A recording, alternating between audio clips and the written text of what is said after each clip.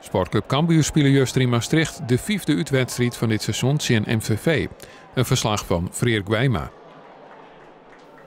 Cambuur en uitwedstrijden. Het is ook nota nog geen gelukkige combinatie. 3 van de 4 keer waar het verlen ontvreed. Tegen MVV had Cambuur liefst 58% balbezit, maar dat levert eerst nog geen goals op. Na 35 minuten komt er toch de dik verdiende voorsprong op het boord. Ricardo Kip wordt voortstuurd en sjocht de keeper komen. Hij maakt het fantastisch af. 0-1.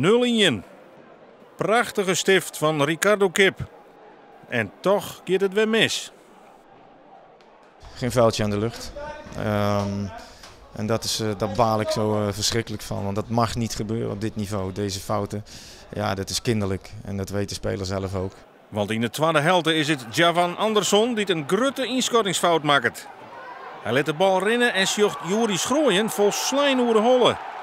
Uit het neert wordt het 1-1 in de 54ste minuut. Die fout die ik maak, dat is gewoon hartstikke zonde.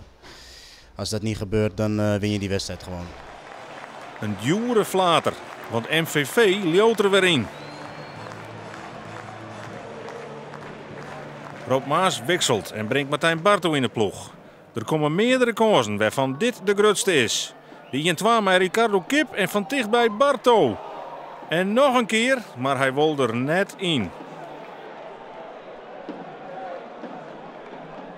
En krijgt uit beide ploegen genoeg een liedje te nemen met een punt.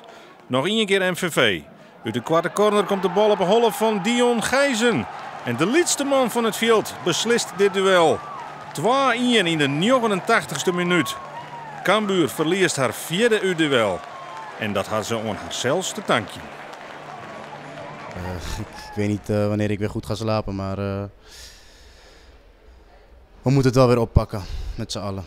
Ja, het is een weg naar volwassenheid wat ik wel eens zeg tegen de jongens. En wie gaat er mee en wie haakt eraf. En dit is onvolwassen. Dit is, dat vind ik dan een soort van kleuterklas.